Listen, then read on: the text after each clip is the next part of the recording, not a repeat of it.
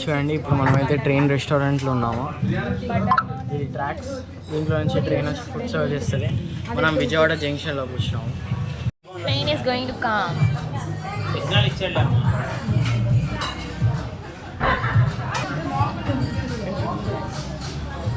cutie, ఇక్కడికి వచ్చి